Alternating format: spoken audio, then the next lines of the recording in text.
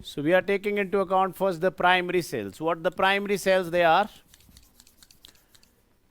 Use and throw cells. They are not rechargeable cells. You cannot use them time and again. Once they are discharged, they are discharged. So what is there is, ये समझ लो कि हमारी 10th इस dry cell ने करवाई है, ठीक है। ना कोई पेंसिल की ज़रूरत पड़ी, ना इंक की ज़रूरत पड़ी, सब कुछ इस सेल ने हमें दिया। का मतलब हुआ इस सेल को जब लोग फेंक देते थे तो हम इसको सेल को, अगर आप पहली दूसरी क्लास में जो सीनियर होते थे या घर के बड़े होते तो बता देते थे देखिए इंक की ज़रूरत नहीं है, पेंसिल की भी ज़रूरत नहीं है, तख्ती होती थी गांव में बन जाती थी। गांव में एक बैम्बू फैमिली का ट्री तो नहीं कहूँगा मैं उसको, जिसकी कलम बनती थी, हो गई फ्री एजुकेशन। बैठने के लिए ज़रूरत नहीं कि आपको कुछ चाहिए ही, जज्बा चाहिए होता है। बैठने को तो तुम्हें अगर सोफ़ों पे बिठा दें तब भी कुछ नहीं होने वाला। अब सामने ध्यान दे क्या क्या होता था। हम इस सेल को तोड़ देते थे, and this is a real story. हम इस सेल को तोड़ देते थे, वो तो आज हमें पता लगा। सेल को तोड़ने के बाद ये जो मिडल है हम इसको निकालते थे, and this is graphite which is present there in lead pencils. Lead pencils hardly having lead in it. That lead is English terminology and constituent is graphite. तो आप सोचो आपकी पेंसिल में इसका कई गुना कम ग्रेफाइट होता है। तो जब आपको इतनी बड़ी पेंसिल मिल गई तो 10वीं तक पेंसिल खरीदने की तो ज़रूरत नहीं है। इतना थिक ग्रेफाइट आप तख्ती के ऊपर जितनी मर्जी लाइनें लगा दो, आप घिस घिस के कर दो, वो घिसने वाली नहीं है इतनी जल्दी। हो गया पेंसिल का इंतज़ाम। जब हमने इस सेल को तोड़ा तो इस सेल के बाहर, सबसे बाहर कार्डबोर्ड की कवरिंग होती थी, आज वो स्टील की हो गई। वो जो कवरिंग होती थी उसके अंदर पेस्ट होता था, मटेरियल होता था, उसको हम पानी में डिज़ोल्व कर देते थे और काफ़ी हद तक वो डिज़ोल्व हो जाता था। कुछ पीसेस होते थे जो डिज़ोल्व नहीं करते थे, कोई बात नहीं। आज हमें पता लगता है कि वाकई ही इंक में भी अमोनिया ही होता है, ठीक है। और फिर बैग में दवात से स्याही ना निकले, एक स्पॉन्जी उसमें डाल देते थे, वो भी इंतज़ाम हो गया। स्पॉन्जी उस इंक को अपने साथ बना के रखता था, हम कलम डिप करते थे। तो सोचो कितने साइंटिफिकली हम स्ट्रांग थे। अगर ये सेल ना होता तो हमारी 10वीं ना होती। अब क्या हुआ कि आज हमें पता लगता है, उस टाइम हम सोचते थे काश ये पेंसिल थोड़ी सी लंबी और होती। जो साइड की कवरिंग है दैट इज ऑफ जिंक, जो एनोड है, और ये जो बीच में ग्रेफाइट की रॉड है दिस वाज एक्टिंग कैथोड। हमारी पेंसिल तो लंबी हो गई होती पर कैथोड और एनोड इकट्ठे हो गए होते, इसलिए वो ग्रेफाइट बॉटम तक नहीं पहुंचती थी। ठीक हो गया। अब हमारे पास दो इलेक्ट्रोड हो गए, एनोड जिंक हो गया और कैथोड ग्रेफाइट हो गया। और ग्रेफाइट कैसा कैथोड है? कल ही बात की हमने, इनर्ट इलेक्ट्रोड है। इनर्ट इलेक्ट्रोड है मतलब वो खुद पार्टिसिपेट नहीं करेगा, इसलिए उसकी विसिनिटी में जो है, उसकी विसिनिटी में आपके सामने कुछ दिख रहा है MnO2, ये बाद में मॉडिफिकेशन की गई सेल में, क्यों की गई उसके बारे में भी हम बात कर रहे हैं सामने। तो अब देखिए कि एनोड पे क्या हो रहा है। एनोड पे क्या हो रहा है? एनोड का आएगा जी, जिंक का है। जिंक सॉलिड की ऑक्सीडेशन हुई और उसने बना दिया zinc 2 positive plus to electron. Yes or no? Cathode पर क्या हुआ? कैथोड तो इनर्ट ग्रेफाइट का है, but that is surrounded by paste of ammonium chloride. तो अमोनियम क्लोराइड में ammonium is cation and is a non metallic part, means who will gain. तो वो जो इलेक्ट्रॉन जिंक ने वहां दिए, वो इलेक्ट्रॉन किसको मिल गए? इस NH4 पॉजिटिव को. एक पॉजिटिव को एक इलेक्ट्रॉन चाहिए थे, इसलिए दो अमोनियम है तो दो इलेक्ट्रॉन आ गए. जब दो इलेक्ट्रॉन आ गए तो आपके पास 2NH3 गैस बन गया और हाइड्रोजन गैस बन गई. बन गई कि नहीं बनी? जब ऐसा किया गया तो बहुत प्रॉब्लम आने लगी. क्यों? क्योंकि जो एंड प्रोडक्ट है वो सब क्या है? गैसेस हैं. गैसेस हैं तो एक सील्ड कंटेनर में जब गैस होगी तो वो कंटेनर सील्ड कैसे रहेगा? वो सेल लीक कर गया और कंपनी को करोड़ों का लॉस हो गया, कंपनी फेल हो गई. अब इंतजाम किए गए कि भाई इस गैस को किस तरह से रोका जाए. तो समझ लेते हैं कि पहले ओवरऑल रिएक्शन क्या होती होगी. ये होती होगी that 2 ammonium ion plus Zn solid converted into 2 ammonia plus zinc 2 positive plus hydrogen gas. ठीक हो गया? Everything is balanced. अब क्या प्रॉब्लम आई कि भाई ये जो गैसेस हैं ये सब काम खराब कर रही हैं, इनको रोका जाए. Am I right? एक बार कॉम्पिटिटिव में आया कि ये जो ड्राई सेल है इसमें MnO2 क्यों डालते हैं? MnO2 is a depolarizer. MnO2 is depolarizer and prevent the evolution of hydrogen gas. Getting?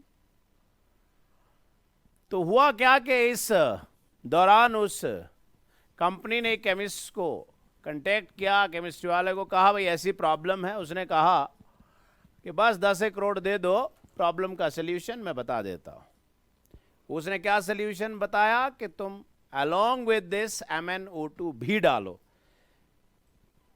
तो उन्होंने पूछा MnO2 से क्या होगा? तो ध्यान दे सामने इलेक्ट्रॉन गेन कौन कर रहा है? NH4 positive. क्या डालने को कहा? MnO2. MnO2 is a डीपोलराइजर. Electron कितने मिल रहे हैं एनोड से? 2. MnO2 डीपोलराइजर अपने किस बिहेव की वजह से है? That this is oxidising agent. यहां MnO2 है, यहां Mn2O3 है. It means you need 2 MnO2 over here. आप बताइए यहां कितनी ऑक्सीडेशन स्टेट है? +4. यहां कितनी है? +3. +4 to +3 is gain. Gain means oxidising agent. तो डीपोलराइजर तो एक्ट किया तो क्या हुआ? Oxidising agent. अब उससे क्या हुआ? 2 इलेक्ट्रॉन है तो 2 अमोनिया हो गए जी. उससे क्या हुआ कि Mn2O3 बन गया. Mn2O3 के साथ हमारे पास वाटर बन गया, प्लस उसने एक काम तो कर दिया पर दूसरा काम अभी भी रह गया. दूसरा काम क्या रह गया? उसने हाइड्रोजन की इवोल्यूशन तो रोक दी.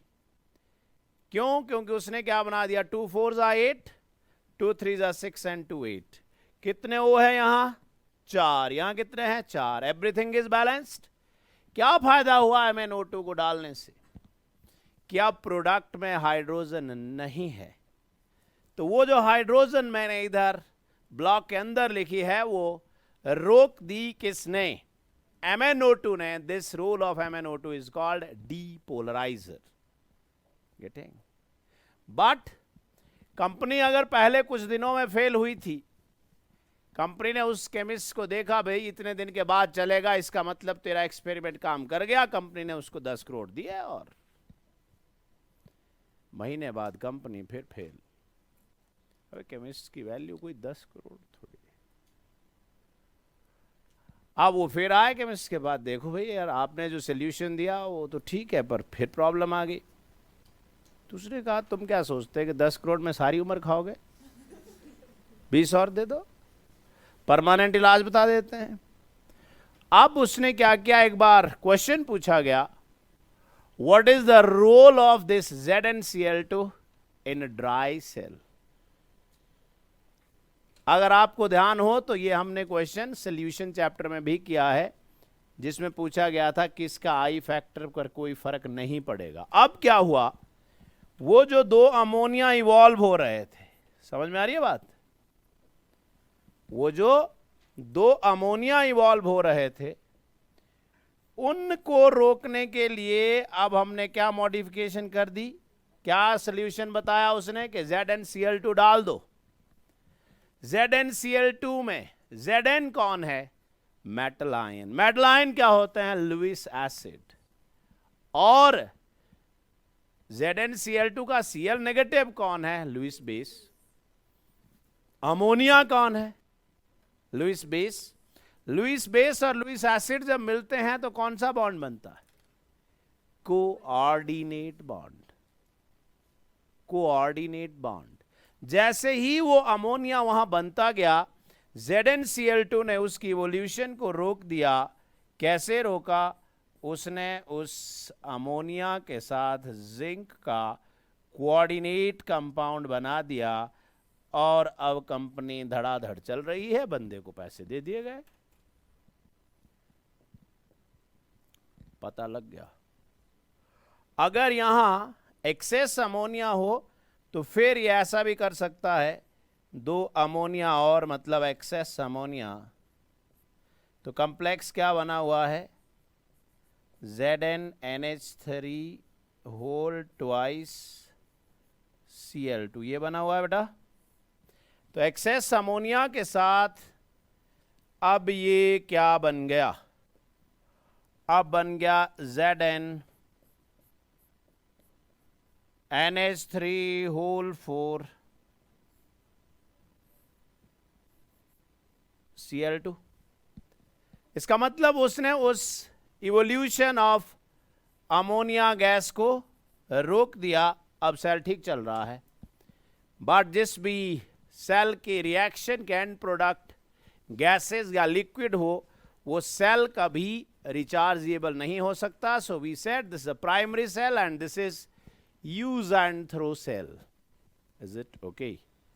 And this cell can give us a potential of 1.25 to 1.5 volt. अब क्या हुआ कि लोगों ने ट्रांजिस्टर में वो सेल यूज किया, तो जब सेल की लाइफ खत्म हो गई, सेल लीक करना शुरू कर दिया, तो कईयों के ट्रांजिस्टर उससे खराब हो जाते हैं, कार्डबोर्ड से बाहर लीकेज आ जाती है। इसलिए कंपनी ने अब इंतजाम कर दिया कि कवरिंग बाहर से स्टील की लगा दी, थोड़ा महंगा हो गया सेल। सोचो कि किसी ने उस सेल को खरीद के घर में रखा और काफी वक्त तक नहीं यूज किया, तो भी वो सेल खत्म हो जाएगा, क्योंकि ammonium chloride is salt of ammonia and HCl having acidic behaviour that corrodes the wall of the cell, and hence the cell will no more work if kept as it is for long time. Next is mercury cell, button cell, गोल सा छोटा सा cell आपने कई जगह देखा, am I right? Also called Rubin-Mallory cell. यह है वो बटन सेल। उस सेल के अंदर क्या क्या होता है? हमारे पास जो सबसे बाहर की कवरिंग है वो जिंक की है, देखा है ना, छोटा सा सेल होता है। इसका मतलब हुआ एनोड कौन है जी? जिंक एनोड है। और इलेक्ट्रोलाइट कौन है? Is base. बेस मतलब हाइड्रोक्साइड। तो जब आपने उस जिंक को एनोड यूज किया, zinc got converted into zinc oxide with the loss of, zero से कहां जा रहे हो बेटा? +2, with the loss of 2 electrons. With the loss of 2 electrons, so we should say at anode there is oxidation,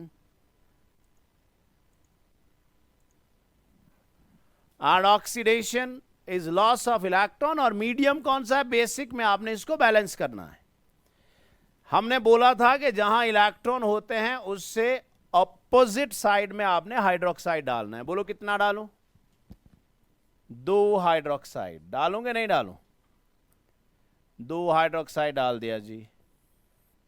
जहां हमने कहा था हाइड्रोक्साइड डालना है उससे ऑपोजिट में देख लेना है कहीं वाटर की जरूरत तो नहीं पड़ रही है। हां पड़ रही है। सो यहां पर क्या आ गया? H2O। ठीक हो गया जी। This is reaction occurring at anode. Cathode पे reaction, cathode is of, it is a paste of mercuric oxide. Mercuric oxide is HgO। HgO में Hg की ऑक्सीडेशन स्टेट कितनी है बेटा? +2। उसने कितने इलेक्ट्रॉन गेन किए वहां से? 2 गेन किए। 2 गेन किए तो काहे में कन्वर्ट हो गया? Hg। Hg कौन होता है? मर्करी। वो कौन होता है? Liquid. Yes no? It means HgO with the gain of 2 electron get converted into Hg liquid। Yes no? अब आप बताइए कि इधर नेगेटिव चार्ज है तो इधर OH नेगेटिव डालना पड़ेगा। कितने डालने पड़ेंगे भाई? 2 OH नेगेटिव डालने पड़ेंगे। यहां 2 OH नेगेटिव डाला तो यहां क्या डालना पड़ेगा? वाटर डालना पड़ेगा। यस और नो? और फिर हमने देखा कि ओवरऑल क्या हो रहा है, 2 से 2 खत्म हो गया, H2O से H2O खत्म हो गया। Yes no? हाइड्रोक्साइड से हाइड्रोक्साइड खत्म हो गया। अगर आप देखें तो इस सेल में आपके पास एंड में क्या बच रहा है? इस जिंक सॉलिड प्लस HgO का भी पेस्ट है, वो भी क्या हुआ?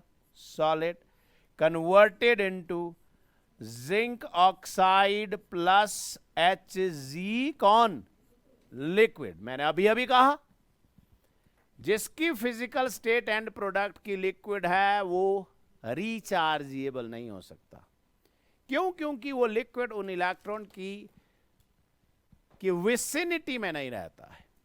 Am I right? आप यहां ध्यान दें, कुछ आपको मिलेगा। क्या मिलेगा? कि इस रिएक्शन में कोई भी आयन नहीं है। दिखा आपको? फाइनल रिएक्शन में कोई आयन दिखा? इस रिएक्शन में एक खास बात आपको नजर आ रही है कि बेस जितना यूज हो रहा है उतना प्रोड्यूस भी हो रहा है। इसका मतलब बेस कभी खत्म होने वाला नहीं है। इसका मतलब हुआ with the passage of time base की कंसंट्रेशन सेम है, क्योंकि यूज भी हो रहा है और प्रोड्यूस भी हो रहा है। क्लियर हो गया? और जब तक वो जिंक इलेक्ट्रोड रहेगा, जब तक मर्क्यूरिक ऑक्साइड कैथोड रहेगा, तब तक ये सेल रिएक्शन ओवरऑल होती रहेगी जिसमें कोई भी आयन नहीं है, जिसकी concentration with the passage of time घटती बढ़ रही हो। That's why this cell is called a cell of constant voltage. तो ये लास्ट सांस तक फिक्स वोल्टेज देगा। कितनी? 1.35। जैसे आपने पीछे में क्या लिखा? रेंज लिखी 1.25 to 1.5। इसका मतलब आज नए सेल लाए हो आप, ट्रांजिस्टर की आवाज बिल्कुल ठीक होगी। धीरे धीरे धीरे धीरे जैसे सेल यूज होता रहा उसकी आवाज धीरे धीरे धीरे कम होती जाएगी. Is it okay or not? So this cell is called a cell of constant voltage. Reason बता दिया मैंने आपको कि ऐसा कोई भी आयन नहीं है जिसकी कंसंट्रेशन चेंज हो सकती हो. आगे ध्यान दें. Secondary cells. Secondary cells are rechargeable cells. Secondary cells are rechargeable cells. They are not use and throw. They can be used time and again. This is because their end product is solid. Their end product is solid, so they can be reused. Is it okay? So the first we having is lead storage battery. आपने देखा होगा buses में होती है. कहीं accident हो गया, बोला जी लोग जो है जल गए. किस चीज से जले? क्योंकि उस बैटरी के अंदर सल्फ्यूरिक एसिड होता है. अब देखें कि वो बैटरी कैसी कैसी होती है. आप ध्यान दें, यहां उस बैटरी में 6 सेल्स होते हैं विद 2 वोल्ट ईच सेल. इसका मतलब वो 12 वोल्ट की बैटरी होती है. वहां इलेक्ट्रोलाइट सल्फ्यूरिक एसिड होता है, कंसंट्रेटेड सल्फ्यूरिक एसिड. वो सल्फ्यूरिक एसिड जिसकी डेंसिटी 1.3 ग्राम पर सेंटीमीटर क्यूब होती है. सुन लिया? मैं ऐसा क्यों बता रहा हूं, अभी थोड़ी देर के बाद आपको समझ में आएगा. पहले आप समझिए कि हो क्या रहा है.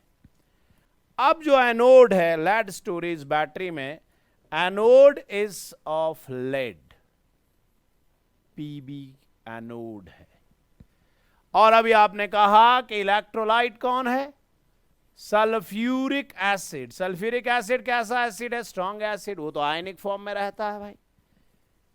इसका मतलब हुआ जब ये दोनों मिले तो इन्होंने क्या बनाया? PbSO4. तो Pb की ऑक्सीडेशन स्टेट यहां कितनी थी बेटा? 0. वहां कितनी हो गई? +2. 0 to +2 is loss of 2 electron. If we see the both sides, charge is balanced. 2 negative यहां, 2 नेगेटिव वहां. Am I right? यहां जो कैथोड होता है that is again PbO2. आप याद करो वो दिन हमने पढ़ा था इनर्ट पेयर इफेक्ट. हमने पढ़ा था कि जो बॉटम में होता है उसकी इनर्टनेस सबसे ज्यादा होती है. हमने पढ़ा था कि जो Pb2 पॉजिटिव है that is more stable then Pb4 positive. यहां Pb की ऑक्सीडेशन स्टेट कितनी है? +4. +4 से वो कहां जाना चाहता है? +2. कारण इनर्ट पेयर इफेक्ट. इसका मतलब इस PbO2 ने वो 2 इलेक्ट्रॉन गेन किए. Yes no? इस PbO2 ने वो 2 इलेक्ट्रॉन गेन किए, पर कौन से मीडियम में जिसमें ऑलरेडी कौन पड़ा हुआ था? सल्फेट. जब उसने वो 2 इलेक्ट्रॉन गेन किए, ये PbSO4 की फिजिकल स्टेट क्या है? मैं बोल चुका हूं, सॉलिड है. सॉलिड होने से क्या होता है? सॉलिड होने से ये होता है कि वो इलेक्ट्रोड की विसिनिटी में ही रहता है. यस और नो? जब वो इलेक्ट्रोड की विसिनिटी में रहता है तो +4 से +2 गया, हो गया ना गेन. अब आप चार्ज देख लो, यहां कितना चार्ज है? 4 नेगेटिव. मीडियम कौन सा है? Acidic medium. एसिडिक मीडियम में क्या करते थे? जहां नेगेटिव होता था उसी साइड H पॉजिटिव डाल देते थे. बताओ कितना H पॉजिटिव डाल दूं बेटा? 4H positive. जब 4H पॉजिटिव डाल दिया तो यहां मुझे वाटर तो डालना ही पड़ेगा. यस और नो? क्या सब कुछ बैलेंस्ड है? कितना वाटर डालूं? 2 वाटर डालूं. And I think everything is balanced now. इसका मतलब हुआ ये रिएक्शन भी अपने आप हो रही है. Pb2 पॉजिटिव में जाना चाहता है. ये रिएक्शन भी खुद हो रही है, +4 से वो +2 में जाना चाहता है due to inert pair effect. इसका मतलब हुआ ये रिएक्शन ओवरऑल स्पॉन्टेनियस रिएक्शन है. तो जैसे उस बैटरी को ऑन कर दिया, वो डिस्चार्ज होना ऑटोमेटिकली शुरू हो गई. इसका मतलब डिस्चार्जिंग के दौरान क्या रिएक्शन हो रही है? 2 से 2 खत्म हो गया और हमारे पास जो रिएक्शन बची वो क्या बची? इज क्या PbO2, yes no, plus sulphate कितने हैं जी? 2 सल्फेट, बोल दो जी, 2 सल्फेट। H पॉजिटिव कितने हैं जी? 4 H पॉजिटिव हैं, यस और नो। क्या बन गया जी? PbSO4 क्या फिजिकल स्टेट है? सॉलिड। 2 PbSO4 बना है, जो कौन है? सॉलिड। सॉलिड बनने से क्या होता है? अभी अभी कहा, they remain in the vicinity of the electrode and hence helps in bringing the reaction back. तो भाई जब ये ऐसे आगे को जा रही है तो इसका डेल्टा जी नेगेटिव है, और ये क्या एक्ट कर रहा है? Electrochemical cell. During discharging it is acting as electrochemical cell. During recharging, जब इस सल्फ्यूरिक एसिड की डेंसिटी जब आपने यूज किया तो कितनी थी? इस 1.3 ग्राम पर सेंटीमीटर क्यूब। जब ये डेंसिटी, क्योंकि यूज हो रहा है वो, तो जब ये डेंसिटी 1.20 ग्राम पर सेंटीमीटर क्यूब पहुंच जाती है तो वो बैटरी टू टू की आवाज देना शुरू करती है, बोलती है रिचार्ज करो। रिचार्ज करने के लिए आपको बाहर से इतना पोटेंशियल देना होगा कि वो पढ़ा ना आपने, एक्सटर्नल पोटेंशियल। आपका मोबाइल डिस्चार्ज हो रहा है, आपने बाहर से रिचार्जिंग केबल लगाई, पर जो अडेप्टर था उसका पोटेंशियल कम था, तो वो दिखा तो रहा है पर रिचार्ज नहीं हो रहा, क्योंकि वो उस रिएक्शन को वापस नहीं ला पा रहा है। तो आपने क्या किया? उस बैटरी को बाहर से इतना पोटेंशियल दिया कि ये रिएक्शन जबरदस्ती वापस आ गई। जबरदस्ती आना थोड़ी ना चाहती है। क्या Pb2 पॉजिटिव Pb4 बनना चाहता है? जबरदस्ती आने का मतलब क्या हुआ कि इसका डेल्टा जी क्या है? अरे जबरदस्ती इसका डेल्टा जी पॉजिटिव है। ये नॉन स्पॉन्टेनियस है, और नॉन स्पॉन्टेनियस सेल को क्या बोलते थे हम? Electrolytic cell. Am I right? So all the secondary cells during discharging are electrochemical and during recharging are electrolytic. electrolytic मतलब non spontaneous। आप जब बाहर से उसको वापस करने के लिए, इसका मतलब हुआ आपने एक मोबाइल को रिचार्ज कर रहे हो, आप लाइट चली गई, व्हाट विल हैपन?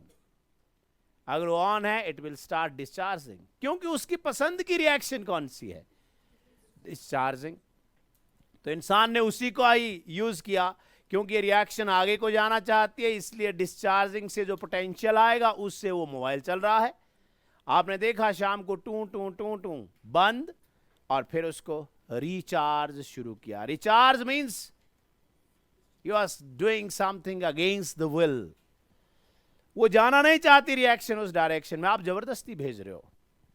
लाइट गई, वापस डिस्चार्ज। समझ में आ रही बात?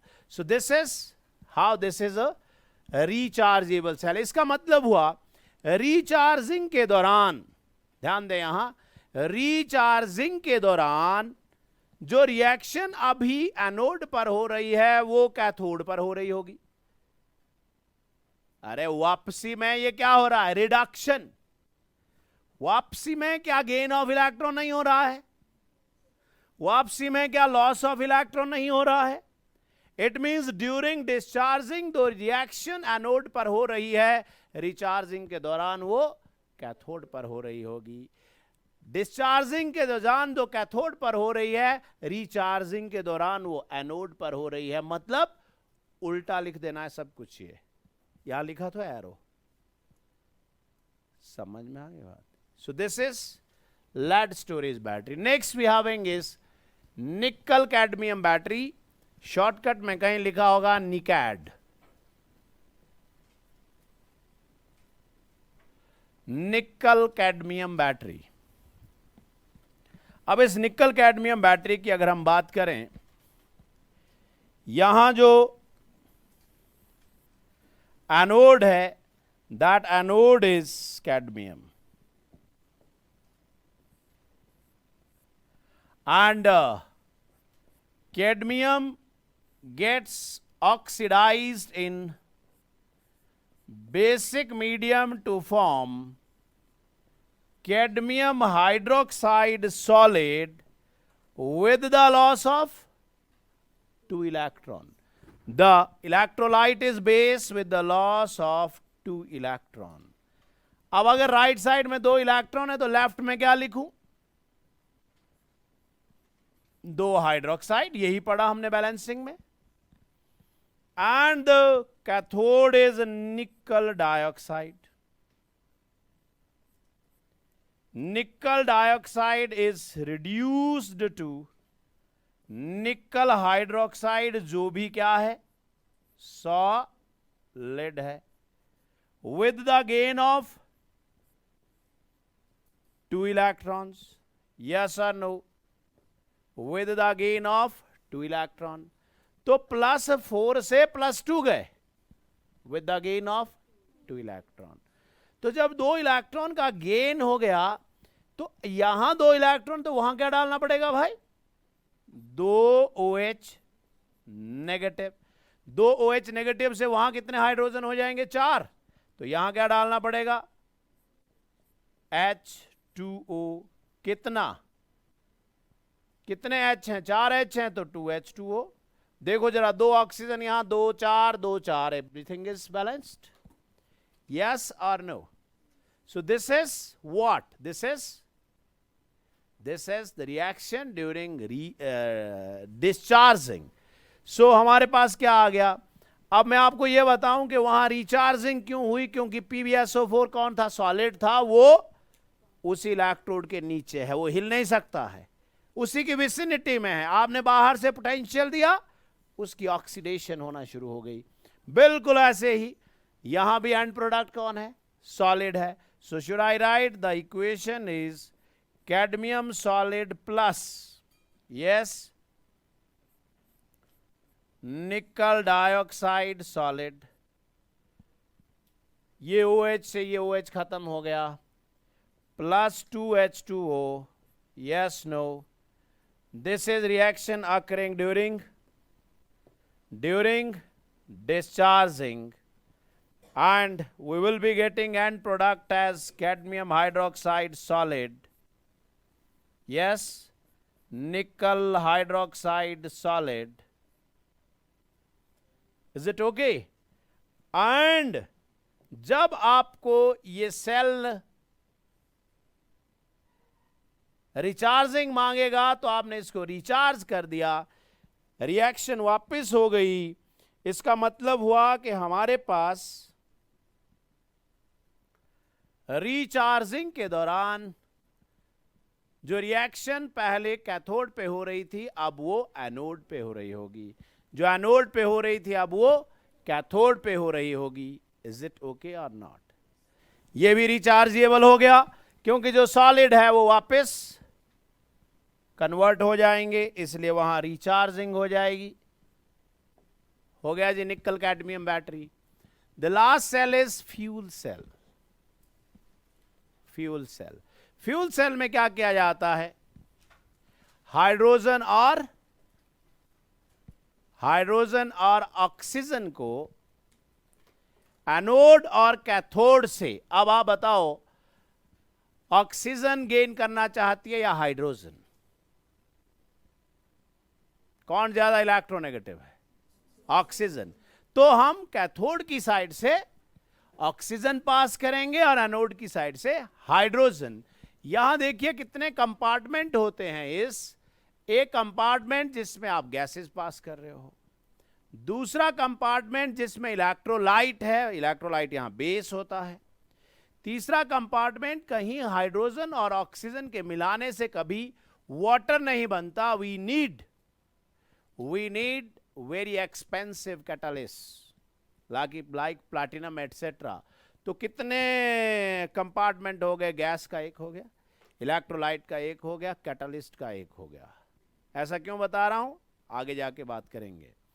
हमारे पास यहां ये जो H पॉजिटिव कहां से, जब H2 आपने पास किया वो H2 H पॉजिटिव में कन्वर्ट हो जाता है, ठीक है। और जो O2 है उस O को जो इलेक्ट्रॉन H पॉजिटिव ने दिए वो इलेक्ट्रॉन उस O को मिल जाते हैं, am I right? और वो O2 नेगेटिव में कन्वर्ट हो जाता है। कैसे, सामने ध्यान दें। इसका मतलब एनोड पे आपने, और वो H पॉजिटिव जो हाइड्रोजन की ऑक्सीडेशन से बना है, H2 में ऑक्सीडेशन स्टेट कितनी है, 0। जब वो H पॉजिटिव बना तो +1, तो 2 H ने कितने दिए, 2, और 2 कितनी ऑक्सीजन को मिले, 1 को। वो क्या बन गया, O2 नेगेटिव। 2H पॉजिटिव और O2 नेगेटिव ने क्या बनाया, H2O। सो वो जो हाइड्रोजन हम पास कर रहे हैं, बता रहा हूं मैं अभी सिमुलेशन के through, this H positive ion move through the electrolyte, और उस इलेक्ट्रोलाइट में हम पॉलीमर यूज कर रहे हैं या मेम्ब्रेन यूज करते हैं, वो H पॉजिटिव में कन्वर्ट हो जाता है। और जो आप ऑक्सीजन यहां से पास कर रहे होते हैं वो ऑक्सीजन उस 2 इलेक्ट्रॉन को गेन करके O2 नेगेटिव बन जाता है। कैसे कैसे, सामने ध्यान दें। H2 एनोड पे क्या हुई जी, ऑक्सीडेशन, और वो H2 काय में कन्वर्ट हो गया, H पॉजिटिव में। जिसने जो इलेक्ट्रॉन दिए वो किसने लिए, O ने, वो क्या बन गया, O2 नेगेटिव, और O2 नेगेटिव और 2 H पॉजिटिव ने क्या बनाया, वाटर। सो 0 + 2 कितने का लॉस हुआ, 2 इलेक्ट्रॉन का हुआ कि नहीं। मीडियम कौन सा है, बेसिक मीडियम है। इलेक्ट्रोलाइट कौन है, बेस है। तो अगर 2 इलेक्ट्रॉन यहां है तो यहां क्या डाल दूं भाई, 2OH negative, am I right? 2OH और 2H कितने हो गए, 2H2O हो गया कि नहीं हुआ। अब आप जाइए कैथोड की तरफ। कैथोड से आपने कौन पास किया, O2 पास किया। O2 एक कोवलेंट कंपाउंड है, कितनी ऑक्सीडेशन स्टेट है, 0। जब उन O को लगा कि बाहर से हमें 2 इलेक्ट्रॉन मिल रहे हैं, तो उस O ने वो 2 इलेक्ट्रॉन ले लिए और वो क्या बन गया, O नेगेटिव, और वो 2H पॉजिटिव ने क्या बना दिया, वाटर। इसका मतलब हुआ कैथोड पर क्या हुआ, O2 is being converted into H2O। कितना O है बेटा, 2 है। इसका मतलब वाटर भी कितना बनेगा, 2H2O बनेगा। कहां से कहां गए आप, 0 से -2 ऑक्सीजन, 0 से -2, 0 से -2 is gain of for 1 oxygen. How many oxygens are there, 2. So how many gain of 4 electron. अगर यहां बेटा 4 इलेक्ट्रॉन है तो फिर उस साइड कितने OH नेगेटिव आएंगे, 4 OH नेगेटिव आएंगे। अगर यहां 4 OH नेगेटिव आएंगे तो फिर चार्ज बैलेंस हो जाएगा। चार्ज बैलेंसिंग के लिए यहां क्या डालना पड़ेगा, वाटर। कितना, 2 ऑक्सीजन यहां है, 4 यहां है, 6। इसका मतलब हुआ कितना वाटर डालें, 4H2O। अरे समझ में आ रही है बात, 4H2O, 4O और 2O 6, 2 and 4 6। क्लियर हो गया।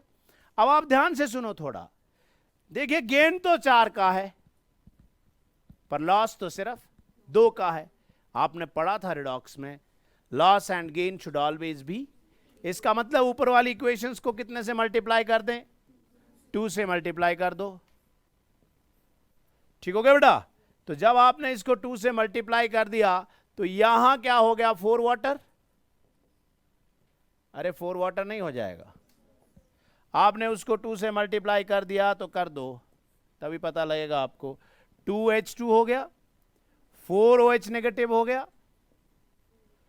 4H2O हो गया, 4 इलेक्ट्रॉन हो गए कि नहीं हो गए।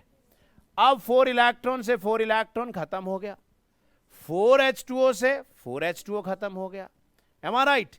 4OH नेगेटिव से 4OH नेगेटिव खत्म हो गया। ठीक हो गया बेटा।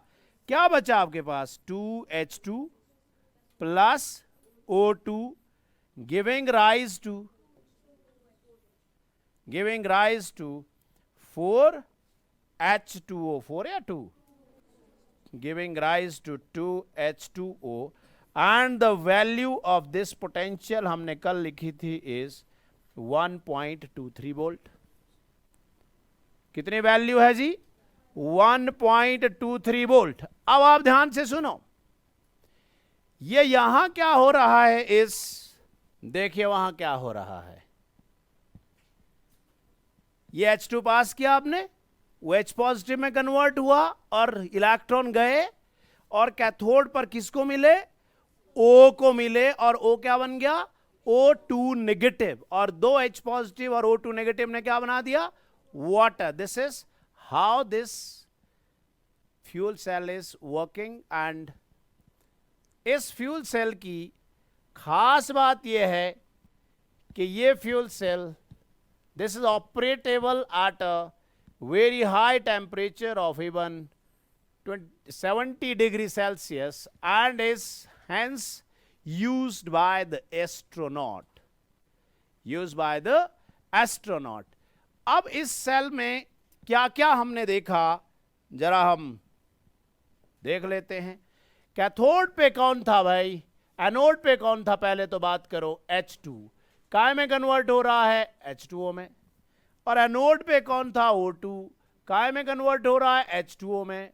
M I right? और E0 सेल तो मैंने आपको बता ही दिया कितना है, 1.23 वोल्ट। ठीक हो गया। अब आप याद करो, आपने थर्मोडायनेमिक्स में पढ़ा डेल्टा Z0 किसके बराबर होता था? -NFE0 के बराबर होता था कि नहीं होता था? जब -NFE0 के बराबर होता था, और आप ध्यान दो वो यूनिट डेल्टा Z0, अब देखो ध्यान से सुनो, delta H0 of formation of water liquid, वहां पे फॉर्मेशन किसके लिए होती थी? हमेशा 1 मोल। और यहां पे कितने मोल बना रहे हो? 2 मोल। तो एन फैक्टर ये आपका कितना आ रहा है? यहां कितने इलेक्ट्रॉन चेंज आ रहे हैं? 4। पर 4 कितने के लिए आ रहे हैं? 2 मोल के लिए। आपको डेल्टा H कितने के लिए चाहिए? 1 मोल के लिए। तो 1 मोल के लिए N कितना आ जाएगा? 2। इसका मतलब हुआ this divided by delta H0 of water, ये हमने वहां लिख दी थी वैल्यू, -285.8। N कितना है बेटा? 2। F कितना है? 96500। E0 अभी अभी आपने निकाला कितना है? 1.23। और डेल्टा H कितना है? -285.8। ये से ये खत्म हो गया। आप देखिए this efficiency how much is coming is 2 × 96500 × 1.23 divided by 285.8 kilo joule. और ऊपर क्या है हमारे पास? ये कूलम वोल्ट। ऊपर क्या है वैल्यू? कूलम वोल्ट नहीं है ये कौन है? वोल्ट। ये कौन है? कूलम। कूलम वोल्ट क्या होता है? जूल। इसका मतलब हुआ नीचे किलो जूल है, अगर उसको जूल में लिखोगे तो मल्टीप्लाई बाय 1000 करना पड़ेगा। मेरी बात समझ रहे हो कि नहीं? इसका मतलब इस वैल्यू को भी काय में लूं? जूल में लूं। तो ये काय से मल्टीप्लाई हो जाएगा? 1000। जूल से जूल खत्म, जूल से जूल खत्म। 1000 नीचे लिया तो ये हो गया, ये हो गया। जिनके पास कैलकुलेशन करने का फास्ट तरीका है वो इसको करें। We will be getting the thermodynamic efficiency of fuel cell is 83%। Thermodynamic efficiency of fuel cell is 83%। जरा सामने ध्यान दें, ऊपर लिखा है कुछ थियोरेटिकल एफिशिएंसी 100%। थियोरेटिकल एफिशिएंसी क्या होती है? अगर हम सोचें तो क्या सोचें? सोचें कि एक एस्ट्रोनॉट जो है फ्यूल सेल को ले गया स्पेस में, ले गया। जब वो फ्यूल सेल को स्पेस में ले गया तो उस फ्यूल सेल ने काम किया। कितना काम किया? उसने पोटेंशियल प्रोड्यूस किया। पोटेंशियल प्रोड्यूस किया तो हमारे पास सेल काम कर रहा है, पर उसके साथ ये कौन है? Water liquid. कैसा? formed by electrolysis, means pure water that can be used for drinking purpose. Am I right? तो आप सेल से पोटेंशियल प्रोड्यूस कर रहे हो और 100% एफिशिएंसी है, का मतलब हुआ उसका एंड प्रोडक्ट वाटर भी आप यूज कर रहे हो. इसको बोलते हैं 100% एफिशिएंसी. ये तो हो गया कि उसके फायदे क्या हैं. डिसएडवांटेजेस क्या है? आपको पता है हाइड्रोजन इज कंबस्टिबल, अपने आप आग पकड़ लेती है. And oxygen is supporter of combustion, मतलब एस्ट्रोनॉट ऑक्सीजन ले गया, हाइड्रोजन और ऑक्सीजन ले गया, हाइड्रोजन में आग लग गई, जिसको ऑक्सीजन ने प्रमोट कर दिया और काम खत्म. पहली डिसएडवांटेज. दूसरी डिसएडवांटेज, 3 कंपार्टमेंट है. जब तक वो तीनों कंपार्टमेंट नहीं काम करेंगे कुछ भी नहीं होने वाला है. दूसरी डिसएडवांटेज. तीसरी disadvantage, we need very costly catalyst like platinum, palladium et cetera. अगर उन्होंने काम नहीं किया, कैटालिस्ट आपने नहीं डाले, तो फिर वाटर बनने वाला नहीं. वरना जो अरेबियन कंट्रीज हैं, जो मिलियन ट्रिलियन इकोनॉमी उनकी सिर्फ वाटर है, तो बढ़िया था, हाइड्रोजन ऑक्सीजन किया, वाटर बन गया, पी लो. का मतलब है इस तरह से वाटर नहीं बनेगा.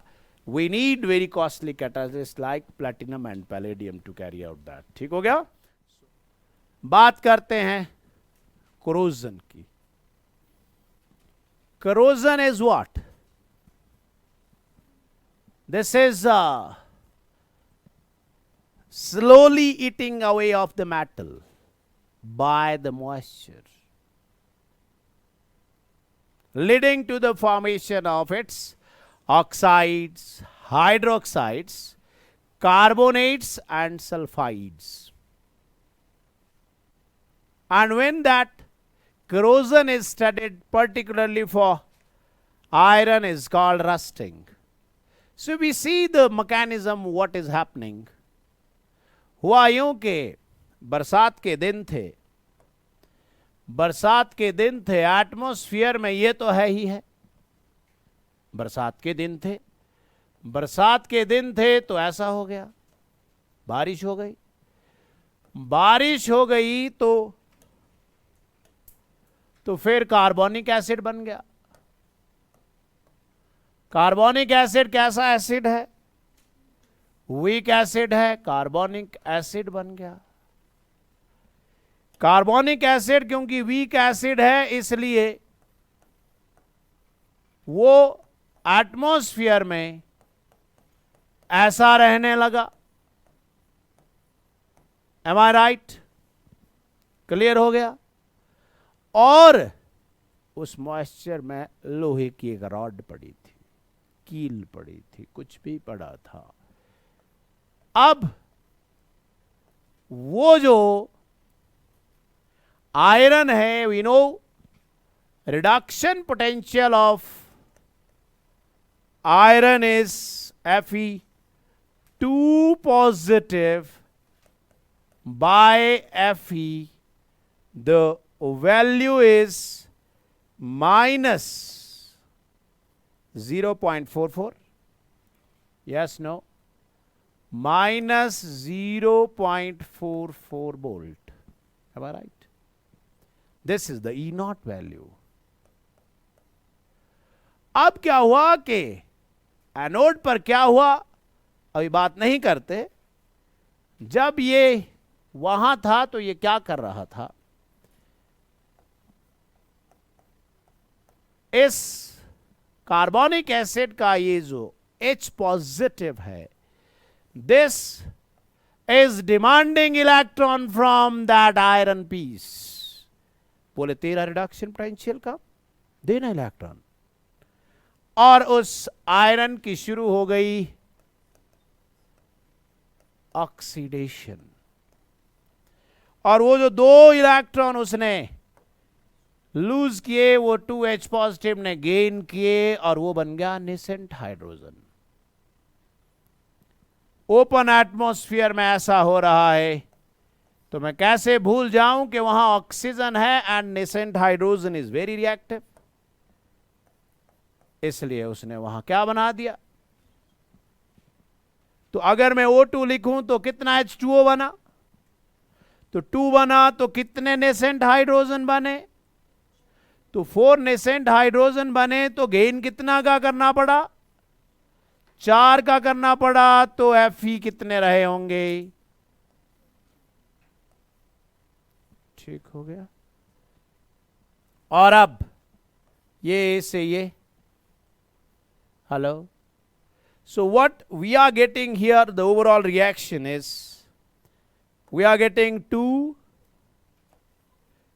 Fe solid, yes no, plus ये जो 4H पॉजिटिव है ये किसका है, एसिड का है, am I right, plus O2 converted into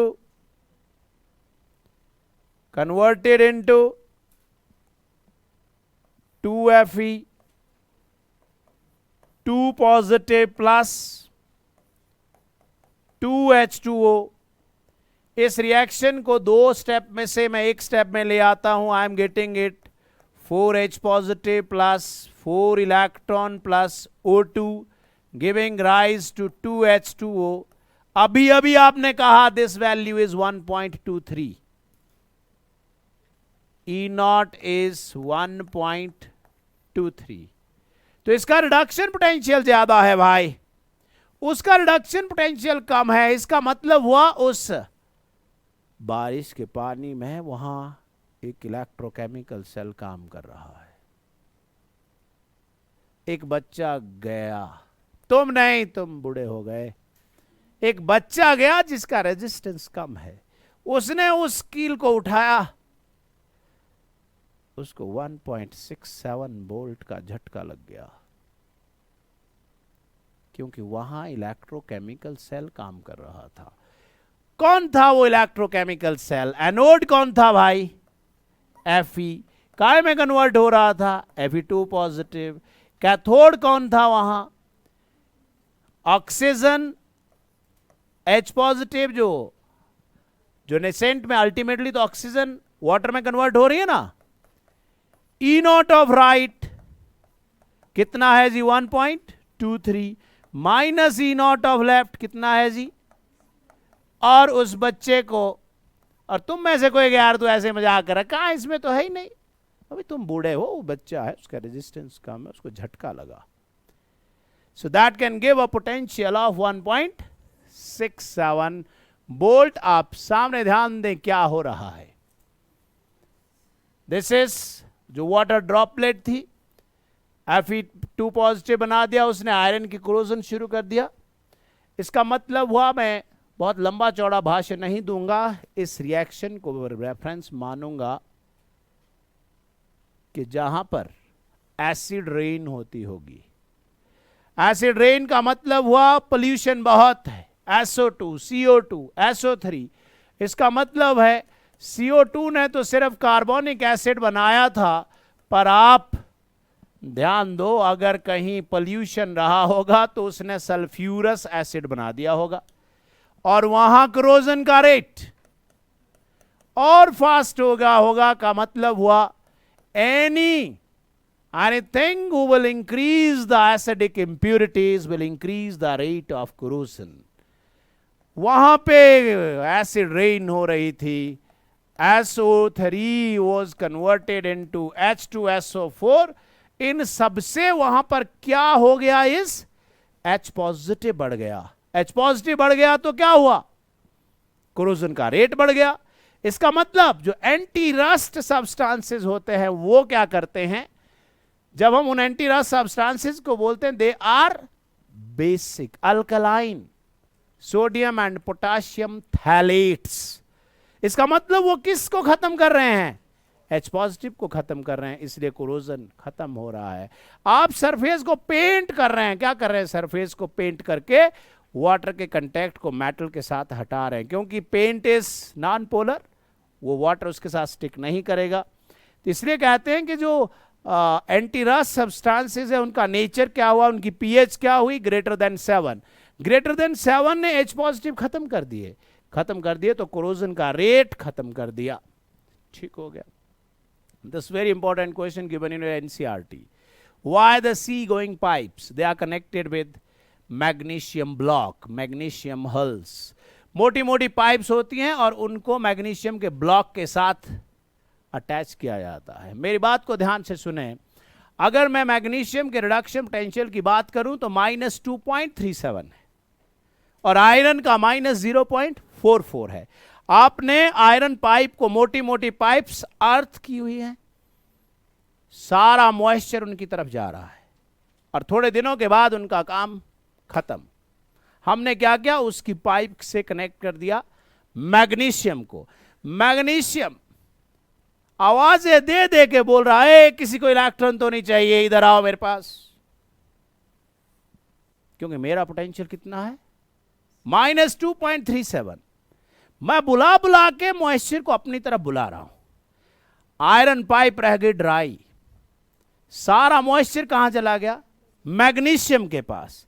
उस अर्थ के अंदर दो चीजें सॉलिड हैं, एक है वो आयरन की पाइप और एक वो मैग्नीशियम का ब्लॉक। वो मैग्नीशियम का ब्लॉक बुला बुला के कर रहा है, भाई इलेक्ट्रॉन चाहिए ना, क्यों उसको तंग कर रहे हो, मेरे पास आओ। क्या एक्ट किया मैग्नीशियम, एनोड। क्या एक्ट किया, एनोड। दूसरा सॉलिड कौन है वहां, आयरन, वो क्या एक्ट किया, कैथोड। मैंने कहा था अगर अटैकेबल इलेक्ट्रोड मेटल का हो भी, कैथोड पे कुछ नहीं कर सकता वो। इसका मतलब आयरन को क्या बोल दिया हमने कि तू इलेक्ट्रॉन गेन कर, वो नहीं कर सकता। हमने उस मैग्नीशियम को वहां डालकर मैग्नीशियम का एनोड बना दिया और कैथोड किसका बनाया, जो खत्म होने जा रहा था। This is called cathodic protection. सुन लिया। So that's why they are connected with magnesium blocks. Last की बात कि हम क्या करते हैं, गाल्वेनाइजेशन कर देते हैं। गाल्वेनाइजेशन में मेटल को हम जिंक के साथ कोट कर देते हैं। जिंक के रिडक्शन पोटेंशियल की वैल्यू -0.76। -0.76 का मतलब क्या हुआ, यह मतलब हुआ कि भाई देखो यार, किसी को, तुम्हारे को कुछ भी चाहिए, आप मेरे से बात करो यार, तुम प्लीज उसको मत तंग करो, क्योंकि वो कौन है, Fe2 पॉजिटिव Fe कितना है, -0.44। यार मैं जो दे रहा हूं तुम्हें, Zn2 पॉजिटिव Zn कितना है, -0.76। मॉइस्चर आयरन मेटल की तरफ जाता, आयरन की तरफ, जिंक उसको बोलता भाई इलेक्ट्रॉन चाहिए ना, मैं दे देता हूं। It means zinc is sacrificing itself for iron. जब तक मैं जिंदा हूं तुझे चिंता करने की जरूरत नहीं है। मैंने कुछ सामने बड़े ट्रिकी कुछ किया, आपको नहीं ध्यान में आया। मैंने यहां बीच में कोटिंग ब्लॉक कर दी, कुछ सरफेस खाली रह गया, सरफेस खाली रह गया, वहां से मॉइस्चर घुसने लगा। जिंक ने बोला कहां जा रहा है, इलेक्ट्रॉन लेना, मैं दे तो रहा हूं। इसलिए कहते हैं कि गाल्वेनाइजेशन अगर बहुत बढ़िया नहीं भी हुई है तब भी आप प्रोटेक्शन कर सकते हो। इस तरफ को आए थोड़ा, ये कौन है, tin. Tin 2 positive, Sn2 positive, Sn is -0.14। सुना, और iron is Fe2 positive, Fe is कितना, -0.44। ये क्या कर रहे हो आप कर रहे हो, एक डॉगी को रखा, देखो बेटा ध्यान रखना, मैं तेरे पास मीट रख रहा हूं, खाइयो मत इसको। समझ में आ गई बात, मतलब आप किसको कोट कर रहे हो, -0.14 को, किसके ऊपर, -0.44 के ऊपर। टिन ने आयरन को कहा तू मेरी कसम खा, तू मेरे से वादा कर कि धोखा नहीं करेगा।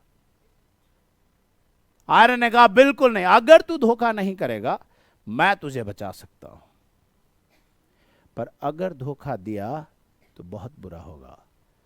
इसलिए कहते हैं कि जो टिन की कोटिंग है, आप देख रहे हो सामने कोई गैप है बीच में, that should be super fine.